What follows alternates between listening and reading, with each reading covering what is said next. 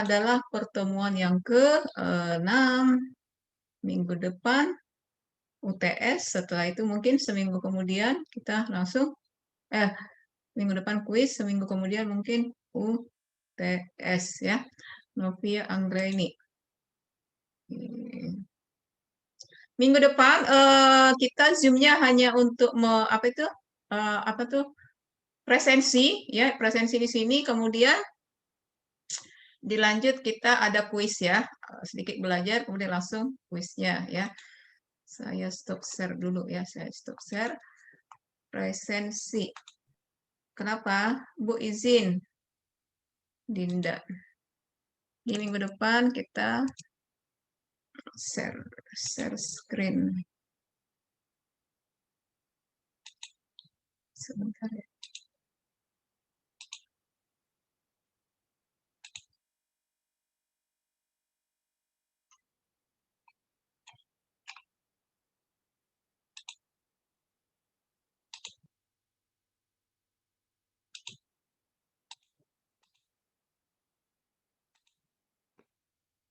Jadi minggu depan sebelum kita misalnya kuis, karena minggu depan pertemuan ke-7 kita apa itu presensi dulu. Jadi ibu langsung absennya di si akad.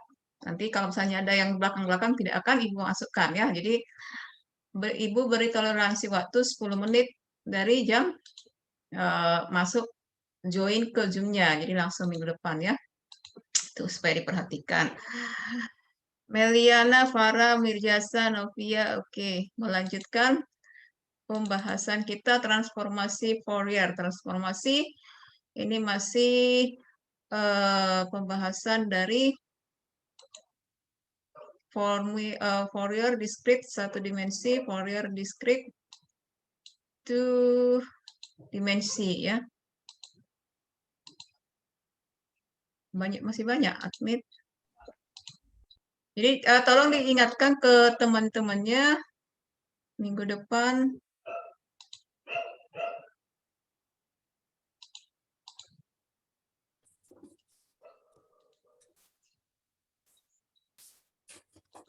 ya. Ya. Transformasi Fourier ini merupakan, ini terlalu kecil ya, jadi lebih enak emang kalau kita menggunakan spektra. Merupakan salah satu dasar penting dalam pengolahan citra, memproses efisien dalam lebih efisien dan lebih cepatnya ya. Siapa lagi ya? Ikram Lubis.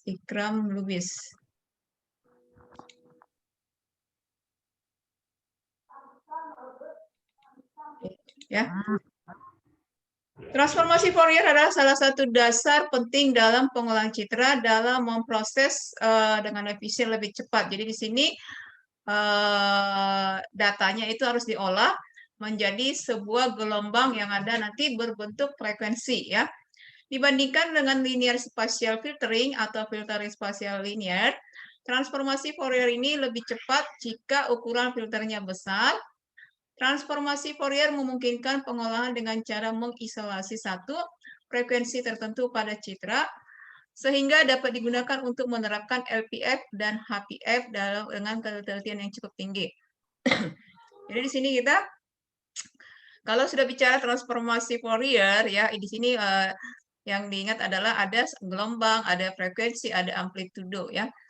Suatu fungsi periodik dapat dinyatakan sebagai jumlah fungsi sinus kosinus yang bervariasi pada amplitude dan frekuensi. Nah, ini dia gelombangnya, frekuensinya, di mana Y sama dengan Fx, ini Y sama dengan sin X, ini untuk gelombangnya Y sama dengan sin 2Pi, ini untuk gelombang untuk sin, ini ada 4X-nya. Jadi, ini merupakan contoh tampilan fungsi-fungsi sinus pada fungsi Fx ya, dengan menggunakan fungsi penjumlahan sinus dan kosinus. Fungsi hanya terdekomposisi menjadi sejumlah tak terhingga, sehingga ada sinus dan kosinusnya. Jadi Fx, ini kan satu gelombang ini disebut dengan Fx. Fx ini adalah sin X ditambah 1/3 sin 3X ditambah 1/5 sin 5X, dan seterusnya. Nah, ini mempunyai fungsi yang tak terhingga yang merupakan gelombang kotak square wave ya. Jadi gelombang itu tidak harus selalu berbentuk ini tadi ya, naik turun naik turun. Ini juga ada menghasilkan berbentuk gelombang yang berbentuk kotak atau square. Ini dia tampilannya, transformasi Fourier discrete satu dimensi. Apabila disebut transformasi discrete satu dimensi, ini adalah didapat ada satu deret nilai fx-nya di poin 1, 1 dan min 1, min 1, min 1. Nah, ini dibutuhkan sejumlah terhingga fungsi. Jadi mendapatkan sebuah deret yang menggunakan pendekatan diskrit seperti gelombang kotak pada gambar berikut. Nah, kalau misalnya ini terdapat nilainya, yang dihasilkan nanti adalah gelombang yang berbentuk square atau berbentuk kotak ya. Pada gambar yang sama dapat dilihat bahwa gelombang kotak ini dapat dinyatakan sebagai jumlah dua fungsi sinus saja. Jadi di sini adalah merupakan ini tadi fx sama dengan sin x ditambah 1/3 sin 3x dan seterusnya. Oleh karena pembahasan, maka di sini dibuatkan bahwa tampilan discrete Fourier transform, nah ini dia yang berbentuk kotak tadi diambil titik-titiknya, ini dia pada fungsi fx-nya ya, yang merupakan berbentuk square kotak itu ya. Nah, ini berikutnya adalah definisi DFT satu dimensi ya, dimensi Fourier ini yang satu dimensi. Ini didefinisikan dengan ada persamaannya di mana fx sama dengan f0 sampai fn kurang 1. Nah, ini dia. Ini kan pada sumbu fx-nya yang ada merupakan penjumlahan sinus kosinus. Ini berapa sinus, ini berapa sinus ya. Dengan persamaan ini dibuatkan persamaan matematikanya untuk menghitung DFT satu dimensinya yang disimbolkan dengan ini seperti FU ya. Jadi F0, F1 dan seterusnya sampai Fn kurang 1. Ini dibuatkan model matematikanya. Ini menghitung satu dimensi. Jadi gelombang ini dalam bentuk satu dimensi. Untuk inverse discrete Fourier transform, inverse-nya itu adalah seperti lawannya ya, inverse-nya ini dia. Ini mencari satu dimensi, ini inverse untuk satu dimensi fx dengan 1/n ya, 1/n kali n kurang 1 dan seterusnya. Selain tadi ada dimensi Fourier satu dimensi, berikutnya adalah fast Fourier transform atau FFT ya. Alternatif lain menghitung DFT yang ini ada disebut dengan FFT, Fast Fourier Transform, yaitu menggunakan algoritma cepat Fast Fourier Transform dengan membutuhkan waktu menghitung DFT lebih cepat. Jadi supaya ini perhitungannya cepat digunakan Fast Fourier ya. Fast Fourier itu kalau dibuat di sini persamaannya 2 pangkat n kalau di direct aritmatika, tahu kan direct aritmatika yaitu susunan bilangan-bilangan yang ada deretannya dengan ada selisih-selisihnya yang sama, gitu kan? Nah, bila ini untuk 2 pangkat n, direct aritmatikanya 16, untuk FFT-nya 8. Nah, didapat increase in speed ya 2,0. Untuk 2 pangkat n, 2 pangkat 8, ini adalah discrete aritmatiknya dan seterusnya ya. Ini tujuan dari fast Fourier transform ini adalah mempercepat perhitungan si di DFT satu dimensi. Ini persamaannya. Berikutnya dimensi DFT dua dimensi. Dalam dua dimensi mempunyai input berupa matriks dan akan menghasilkan output berupa matriks. Jadi ada input metriknya dan ada output metriknya. Ini disimbolkan dengan persamaan matematikanya ya. Ini menggunakan A sin dikali BX tambah CY, Z sama dengan dan seterusnya. Nah, di sini didefinisikan dua dimensi dengan satu dimensinya. Nah, berikutnya di sini adalah sifat-sifat transformasi Fourier dua dimensi. Kita tidak mengimplementasikannya ini nanti ke apa, tapi ada yang penggunaan MATLAB beberapa. Ibu stop dulu ya sebelum ke sifat-sifatnya. Stop share ya. Jadi ada pengimplementasiannya itu nanti di dibuatkan ya Ini yang dipindahkan dari tadi. Jadi nanti ada beberapa, oh ya ini ya, dia menggunakan transformasi Fourier tadi dibuatkan dalam MATLAB-nya. Sebentar Ibu lihat dulu ya ininya, filenya. Oke, MATLAB.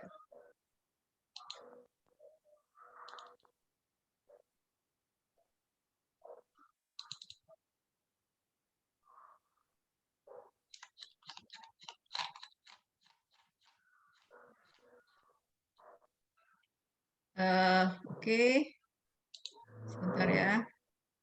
Oke, jadi kalau diperhatikan, apa tadi ya? Stop share. Bingung saya mana apanya. Oke, mana tadi? Transform method. Oke.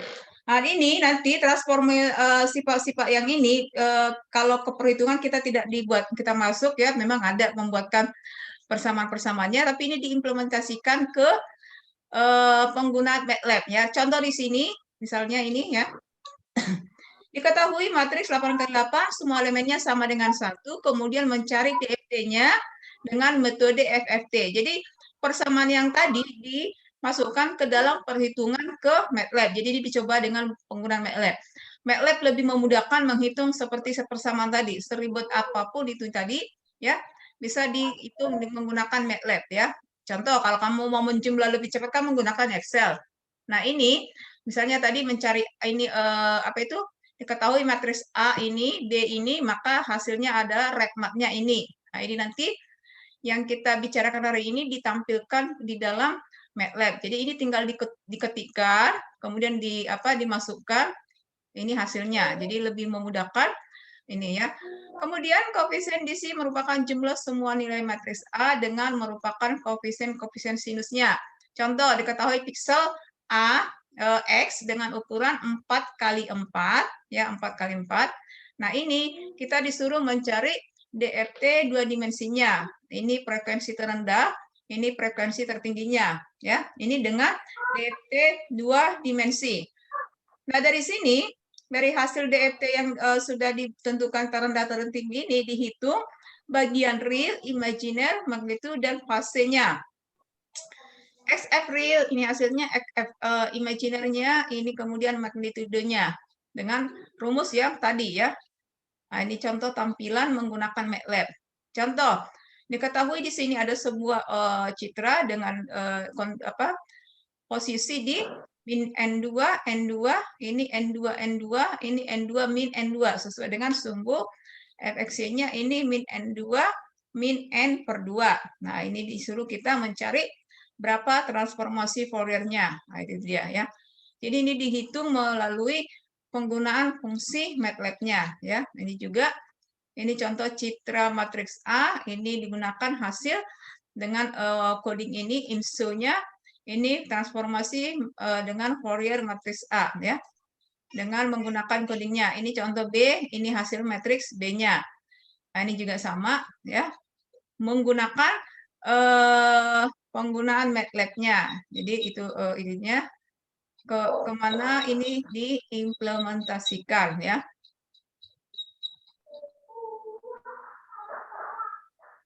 Oke, lanjut dulu ya. Itu hanya memperkenalkan. Jadi perhitungan ini kita tidak usah ini aja. Nanti diketahui titik ini, hitunglah berapa transformatornya, DFT1, FFFT-nya, gitu pertanyaannya ya. Sifat-sifat transformasi Fourier ada dua dimensi, similarity kemiripan. Jadi ada disebut dengan similarity ya. Dari rumusan DFT dan IDFT tadi ada kemiripan yaitu dengan menggunakan filter spasialnya eksponen. Ini 2pi1 XU, ini dia per M ditambah YV per N. Nah, ini dia tinggal dimasukkan nanti sesuai poin-poinnya. Merupakan nilai yang tidak bergantung pada nilai F atau F. Nah, itu dia. Kemudian sifat yang kedua adalah separabilitas. Perhatikan bahwa elemen filter transformasi Fourier ini dinyatakan dengan ini juga persamaannya. Ini persamaannya. Jadi kalau misalnya ini contoh, kalau tadi diperhatikan itu hanya berbentuk blok-blok hitam, ini berbentuk garis. Ini diketahui original image setelah dilakukan DFT, ini hasilnya dengan DFT raw ya, seperti terbagi-bagi raw-nya. Ini adalah untuk DFT kolomnya. Nah, ini dia. Berikutnya untuk koefisien DC-nya ya, perhitungan koefisien DC ini pergeseran shifting-nya. Pergeseran ini adalah poin-poinnya untuk keperluan menampilkan display koefisien DC diletakkan di pusat matris. Jadi ada titiknya bergeser. Ini dilakukan dengan menggunakan koefisien DC ditunjukkan dengan kotak kecil berwarna hitam di sudut kiri. Ini dia. Kemudian ini mau digeser, ya kan? Simetri konjugat analisis definisi transformasi Fourier mengarahkan ke sifat simetri jika diambil substitusi U sama dengan min U dan P sama dengan min P. Diperoleh P UV sama dengan F kali min U ditambah PM dan seterusnya ya. Ini dia hasilnya tadi untuk kita melihat sifat-sifat dari si transformasi Fourier dua dimensi, yaitu ada similarity kemiripan antara DFT dengan DFT, kemudian ada bersifat separabilitas, ya, kemudian bersifat itu ada disebut linearitas, ya, mempunyai sifat linear, ya, DFT dari jumlah 2 atau lebih fungsi, ada DFT yang memang memiliki kemiripan linearitasnya. Berikutnya di koefisien DC-nya juga disebut koefisien DC karena U sama dengan P sama dengan 0. Pergeseran, kemudian simetri konjugat. Bagaimana menampilkan hasil transformasi? Ya, transformasi Fourier ini adalah merupakan pada titik citra fxy menjadi UV. Ingat kemarin kalau grayscale itu ke gxy. Kalau ini bagaimana mentransformasikan citra dari titik fxy ke FUV yang ini tadi ya, dengan persamaan ini tadi. Maka dihasilkan elemen UV, FUV merupakan bilangan kompleks sehingga tidak dapat ditampilkan secara langsung, maka harus dilakukan beberapa tahapan. 1, temukan nilai terbesar dari FUV dan nilai biasanya disebut dengan DC. Kemudian cari yang terendahnya. Nah, ini dia. Permasalahan lain adalah koefisien DC biasanya sangat besar dibandingkan dengan nilai yang lainnya, maka dibuatkan lagi persamaan FUV, ini dia matematikanya log sama dengan 1 tambah FUV ini. Coba kalau misalnya log 1, coba dilihat di situ, coba cari log 1 berapa? Log 1, masih ingat dulu ada? Coba hitung log 1 berapa?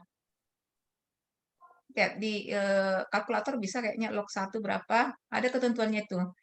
Log 1 ada? Log 1 itu 0, Bu. Log 1 0. Yang lain? Kamu lihat dari mana sumbernya? Dari kalkulator, Bu. Oke, yang lain? Sebentar. 0, Bu. Dari kalkulator. Kalkulator, oke. Tadi saya udah di mana? Udah stop share ya tadi ya. Oke. Jadi nanti misalnya ditentukan di situ log, itu bisa dicari ya log 1 berapa. Ini dia log kali 1 tambah ini dia. Kemudian ini dimasukkan ke dalam persamaannya. Ini apa ya? Stop share. Oh. Ini.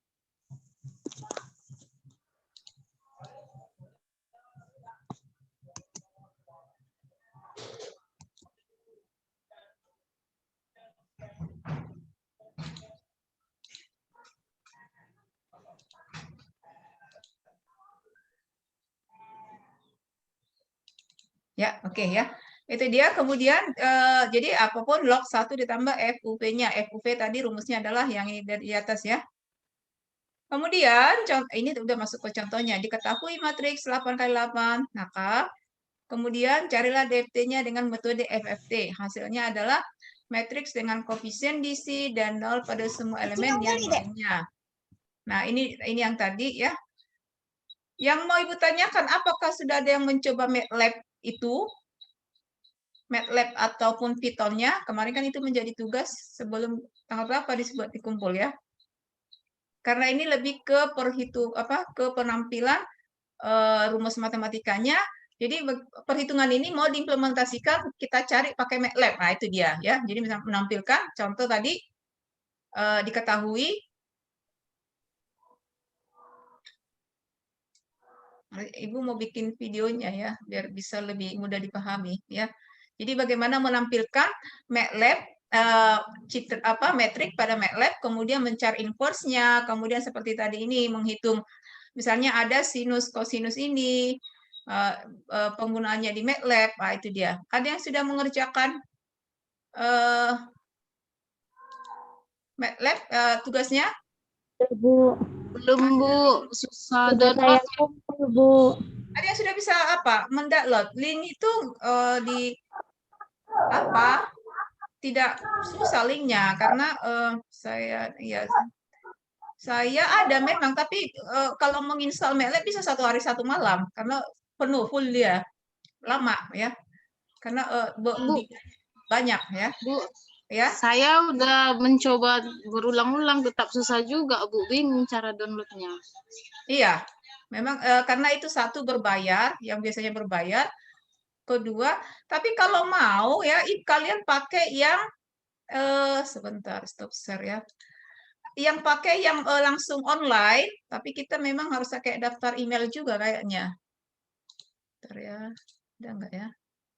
MATLAB. Namanya Learn MATLAB.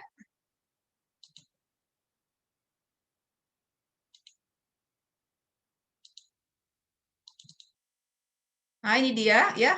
Saya memang sudah kita terdaftar di sini. Nah, ini dia ya. Jadi di sini kalau misalnya hanya untuk menghitung-menghitung, kita hanya untuk mengerjakan tugas, sepertinya bisa di sini. Cuma ini Ibu dulu udah lama berlangganan dengan MATLAB ini, lupa ini bisa nggak pakai email pribadi atau bagaimana gitu loh menggunakan ini.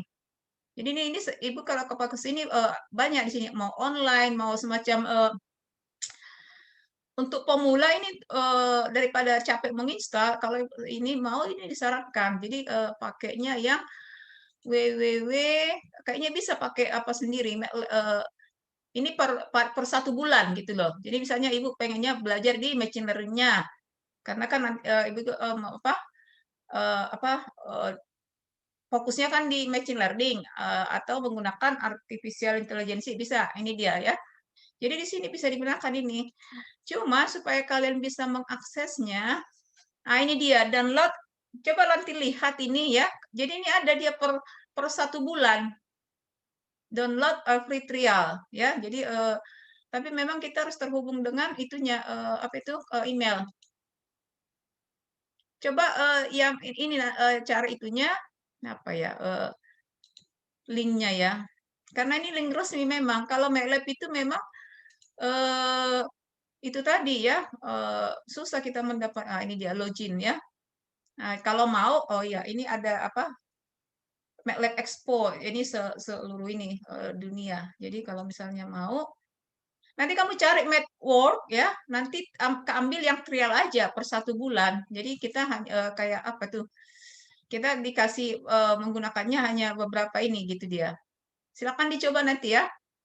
Ini aja lihat apa ya? Apa karena saya sudah menggunakan email pribadi bisa kayaknya, tapi biasa mereka meminta email institusi karena mereka kalau misalnya ada per universitas, mereka lebih dikasih murah biasanya, tapi kita kan tidak ada ya. Jadi beberapa apa itu memang mereka langganan per kampus. Kalau pakai email pribadi kayaknya memang mereka tidak mengizinkan. Sepertinya ya. Nah, itu dia. Jadi matrix logo. Coba di apa ya? Ini Ibu share di Classroom, coba kamu klik. Apa bisa mendaftar pakai emailmu sendiri nanti, ya. Jadi pakai yang berbayar aja. Tapi pengalaman ada juga beberapa mahasiswa bisa ininya menginstalkannya, ya.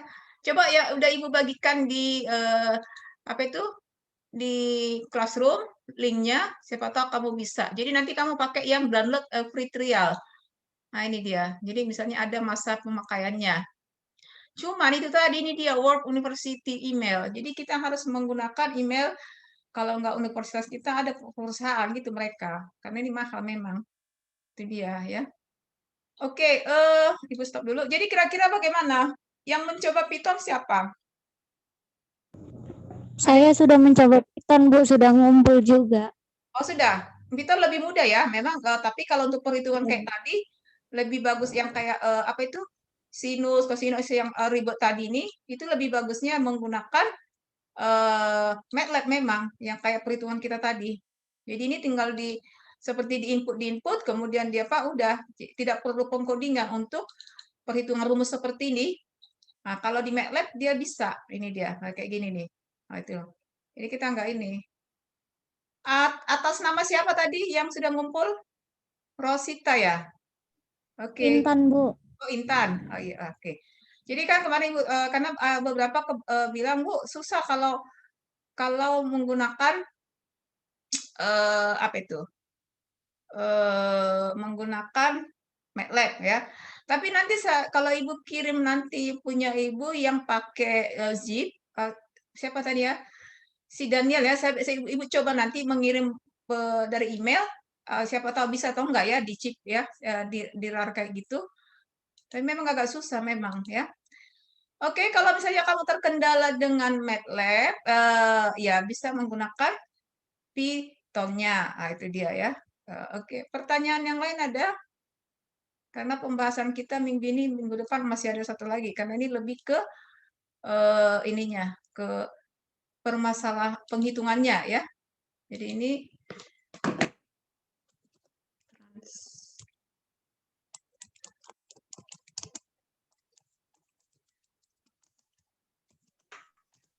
Bu, saya boleh izin bertanya nggak, Bu? ya silakan. Tadi kan Ibu bilang minggu depan kita kuis ya, Bu? Iya. Itu kuisnya dari Zoom atau Google Classroom, Bu? Gini, karena kemarin ada yang Ibu lebih baik misalnya kamu gini ya. Seperti tadi ada Bu, saya nggak bisa hadir. Kenapa? Alasan ini kan gitu kan? Ini di sini nggak kelas ya? Si Inde ya? Bukan Inde, siapa minggu kemarin? Jadi udah jam kita selesaikan misalnya jam 17.30 kan gitu kan? Iya, setengah 7 kan? Tapi dia absensi jam berapa? Kan Ibu kan diperhatikan semua, jangan karena ini kan online, nggak tahu Ibu itu. Mungkin pikirannya begitu ya. Jadi misalnya minggu depan kita presensinya di sini dulu, baru setelah di sini hadir, baru masuk ke kuis gitu dia ya. Jadi kita presensi langsung di sini disiakat langsung masuk hadir, kemudian langsung kita kuis itu aja ya. Jadi bukan di sini kita selama apa enggak gitu dia. Jadi siapa yang udah presensi di kuis, udah ada presensinya, ya kuisnya dianggap. Kalau misalnya dia tetap ikut kuis, tapi tidak ada di presensi siakat dia, pas dia Zoom ya Ibu tidak menganggap itu hadir, tidak ada nilainya gitu aja. Jadi Ibu sampaikan hari ini seperti itu ya. Tadi Intan ya Ibu perhatikan nanti apa itu itunya ya. Oke, ada lagi pertanyaannya?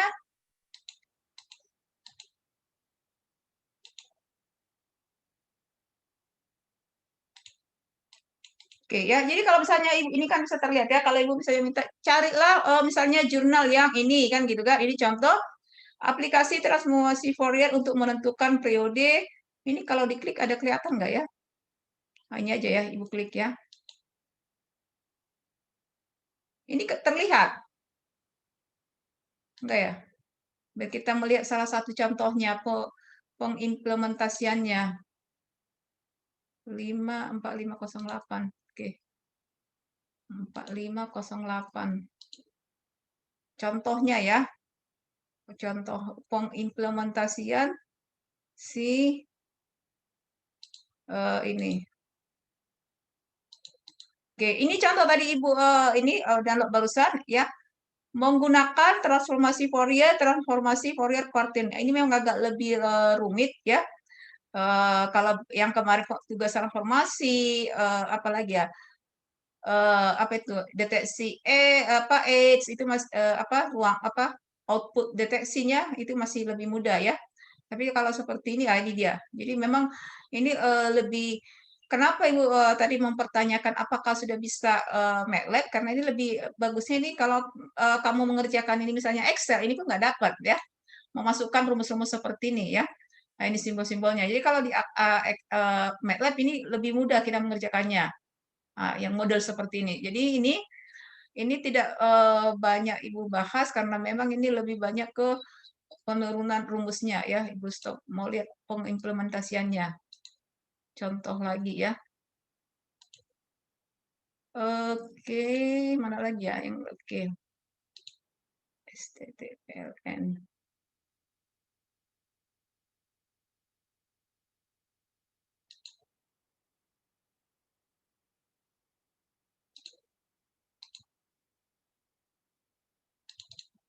Ya, ini fast Fourier transform dalam transformasi sinyal frekuensi suara sebagai upaya perolehan average energi. Jadi pas waktu kita bersuara mau melihat berapa energi musiknya. Nah, itu dia ya. Nah, ini juga ide yang bagus. Fast Fourier transform dalam transformasi sinyal. Jadi kalau misalnya mau dari awal kita belajar transformasi itu datanya itu harus dikonversi, harus diubah lagi ke berbentuk sinyal frekuensi ya supaya bisa diolah supaya bisa dilanjutkan penyelesaian masalahnya ya karena itu transformasi Fourier itu menggunakan datanya berbentuk itu tadi ya gelombang frekuensi. Sama ini rumusnya, kalau rumusnya itu juga FFT, kemudian dicari sinyal suara. Jadi suara kita itu direkam. Pernah nggak kamu melihat rekaman suaramu ada seperti ini, gelombang-gelombangnya? Ya, ini sinyal analognya, ya, analog belum diapa-apain, kemudian diubah. Inilah menjadi digitalnya. Coba nanti kamu rekam suaramu, itu ada ya. Jadi analog ini diubah dulu ke digital. Dari minggu kemarin 2 pertemuan terakhir ini kita bicara transformasi. Jadi datanya itu adalah citra datanya, citra yang kita perlukan itu berbentuk frekuensi ataupun berbentuk sinyal ya yang bisa diubah dari analog menjadi digital. Kalau biasanya citra itu adalah citra analog ke digital, ini adalah sinyal analog. Jadi harus berbentuk frekuensi. Contoh bisa suara. Nah, ini contohnya ya. Dia di sini ini mencari average energi, nilai rata-rata energi dari sebuah sinyal frekuensi suara. Jadi dari suara kita itu kira-kira berapa sinyal listrik yang memiliki energi yang terbatas ya. Dari suara kita itu direkam itu tadi dirubah. Nah, ini dia ya. Jadi inilah yang ini kalau pakai melek bisa cari musiknya. Ini diputar play. Nah, nanti di sini dilihat. Jadi berapa hasil akhirnya kita lihat ya. Nah, ini dia. Nah, ini dia. Inilah contoh pengimplementasian FFT yang tadi didapat perhitungan DFT-nya. Ya. Jadi ini menggunakan MATLAB ya, ini hasil histogramnya. Nah, ini dia mendapatkan ke frekuensi berapa rata-ratanya ya, pendekatan model partitional around Meloids ya. Kesimpulannya dalam sistem temu kembali informasi dari sebuah musik fast Fourier transform digunakan sebagai salah satu metode ini tadi average energi ya dengan rata-rata di 0,0 sekian. Nah, ini contoh salah satu penggunaan transformasi Fourier. Oke. Selain suara, kira-kira apa lagi bentuk citra yang bisa berbentuk sinyal? Kira-kira apa yang kamu tahu? Tadi suara udah ya. Yang bisa diolah menjadi sinyal ya. Sinyal tadi kan sinyal analog menjadi sinyal digital. Sinyal digital itu adalah yang akan kita olah. Selain suara, apa contohnya lagi? Apa? Apa? Kalau gelombang, Bu. Gelombang apa? Suara apa? Petir? Laut. Gelombang, tujuanmu tuh apa gelombang laut? Kalau kamu mau yang mau survei tsunami itu ya gitu, memang itu yang direkam. Jadi tahu dia kan ada itu. Jadi dimanfaatkan. Jadi kemungkinan kira-kira mau tsunami atau enggak itu yang dipelajari. Jadi nanti dapat ciri-ciri. Jadi kalau misalnya mau tsunami ada itu tadi ya gelombang itu tadi. Nah, itu bisa diperdalam ya. Contoh bisa. Apalagi kira-kira gelombang laut bisa untuk mengidentifikasi apa itu. Misalnya kan ada tuh suara-suara gumur-gumur yang di situ kapan si nelayan baiknya cari ikan, kapan apa? Apakah mempengaruhi? Misalnya, bisa. Apalagi kira-kira contoh? Pernah melihat apa itu scanner apa itu USG? Kalau kamu perhatikan USG kan ada dum dum dum gitu kan? Iya kan? Nah, itu bisa suaranya itu yang kita butuhkan, bukan bentuk yang di dalam. Kita hanya merekam suaranya, kemudian itu yang diolah dan tujuannya untuk apa? Nah, itu dia ya. Apalagi contohnya? Ada? Oke, pembahasan kita sampai di sini dulu. Kita lanjut seterusnya di apa itu di classroom. Yang menjadi sebelum kita menutup, nah itu tadi ya. Selain yang Ibu sampaikan tadi, coba carilah jurnal yang memang pembahasannya transformasi Fourier yang contohnya tadi sudah Ibu berikan. Silakan kirim linknya. Oke? Terima kasih. Selamat sore. Lanjut di